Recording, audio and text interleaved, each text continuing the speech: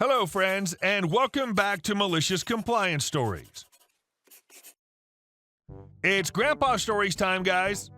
And as you know, these stories are always funny and instructive. So get ready, and we'll continue right after a short pause. So don't forget to subscribe to our channel if you're new here, and turn on notifications so you don't miss a new video every single day. Here we go. Grandpa was not allowed to go home for his coffee breaks. I met up with my grandparents Sunday, and he told me this story you might like.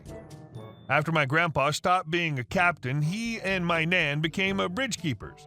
Included in that job was a house next to the bridge. From the front door to the bridge cabin was 50 meters, or 165 feet.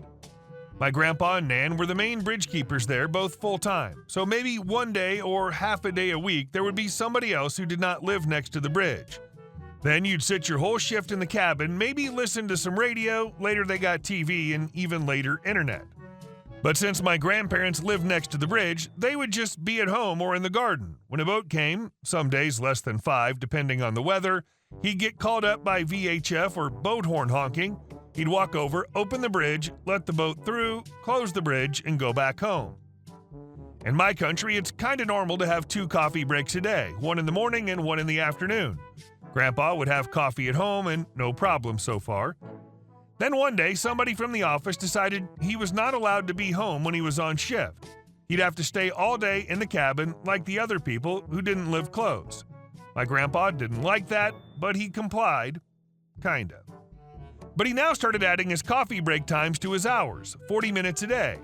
Also now, the cabin needed to have a lot more coffee supplies, so he kept sending bills for it.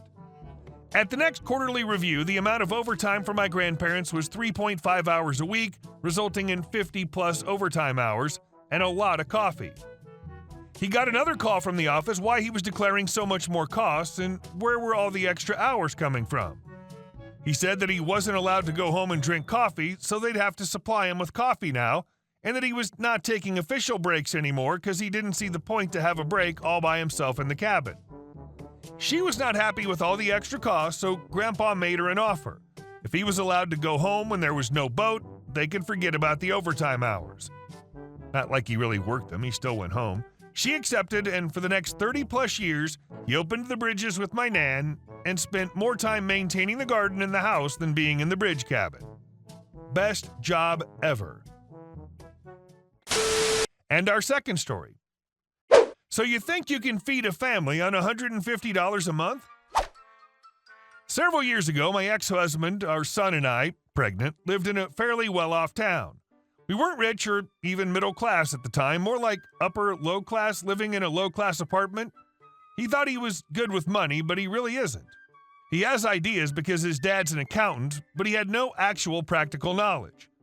I knew we were on a budget and for the most part agreed to keep down the cost of most of the expenses. The only exception in my eyes was the food budget. I tried to spend $600 a month on food for the 3.5 of us, and this is still what I considered on the low end. For example, friends of ours, just a couple with no dependents, would spend about $800 to $900 on groceries, while my ex-in-laws would spend $1,200 to $1,500 on groceries for 3 to 4 people. We had a young child and a baby on the way. Cutting food out wasn't an option. Kid's hungry. Kid needs to eat. As a pregnant woman, I did eat for my child and I, but I didn't splurge on treats for my cravings. I knew we had bills to pay and that my financially anal ex-husband would be upset if I ate away our food budget due to a craving. My ex-husband would frequently complain over several years how we spend too much money on groceries. He mentioned a couple times per month that $600 per month was too much. We needed to reduce our food budget to $150 a month. I tried to show him grocery receipts. I tried showing him flyers and online ads. He still maintained that we could survive off $150 in groceries each month. He was adamant. He was sure.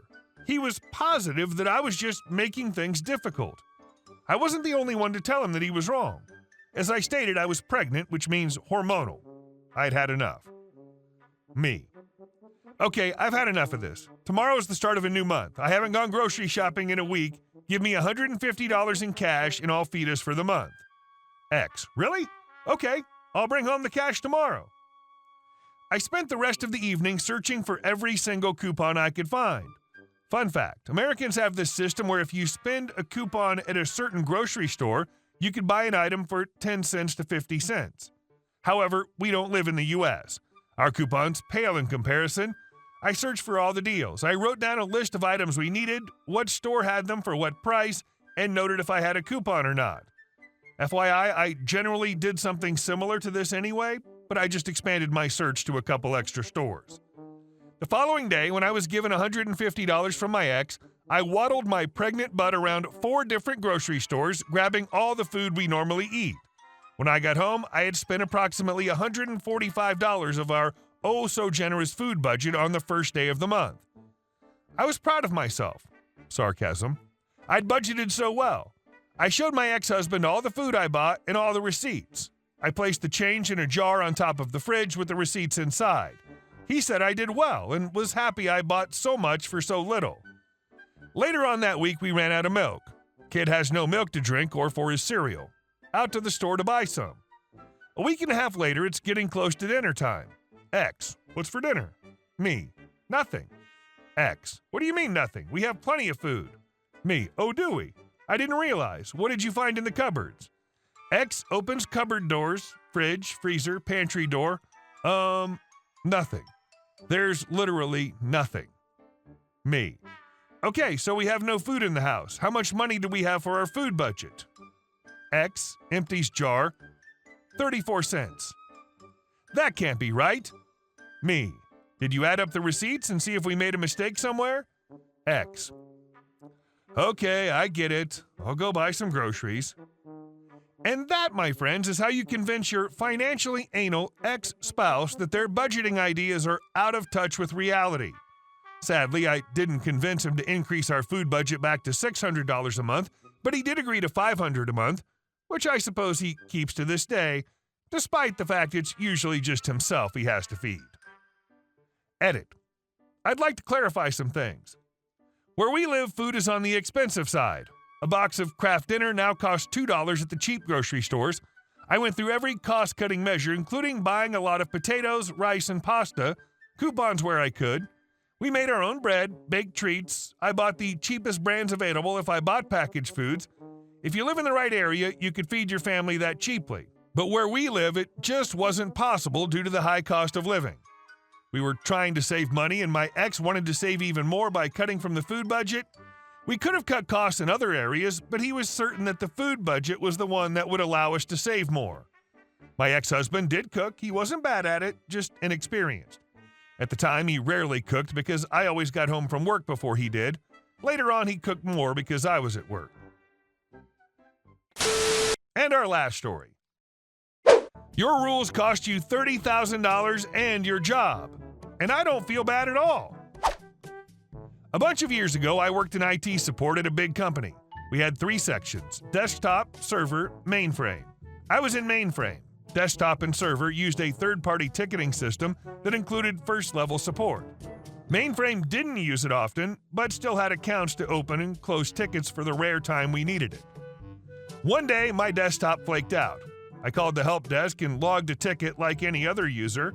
A while later, I got a call from the head of desktop, who was many levels above me. He was mad that I'd called the help desk.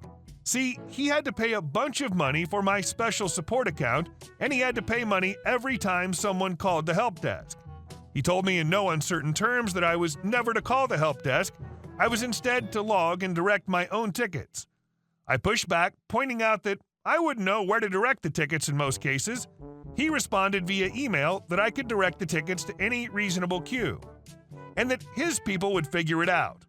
Thankfully for me, he reiterated in email that I was never ever to call the help desk and should instead log/direct all tickets. Jump forward a few months. Each support function gets a bonus if they stay compliant with service levels throughout the year. 100% compliance gets you a bonus, less does not. Desktop is pushing hardest. The guy from above stands to get a $30,000 payout if they get 100% and 0 if they don't. In that job, Priority 1 tickets require a 15-minute response time. Any P1 tickets that took over 15 minutes to respond to meant loss of bonus. One day, when I'm working on a mainframe upgrade, my desktop craps the bed again. Since the mainframe's down and I'm the only one available to bring it back up, it's a P1 ticket. So I log into the ticketing system, properly enter my P1 ticket, and throw it into a reasonable queue, the general desktop support queue. And then I wait. The wait comes because I know the system does not specifically flag P1 tickets. There's no alert or warning or push notification that tells you a P1 ticket has entered your queue.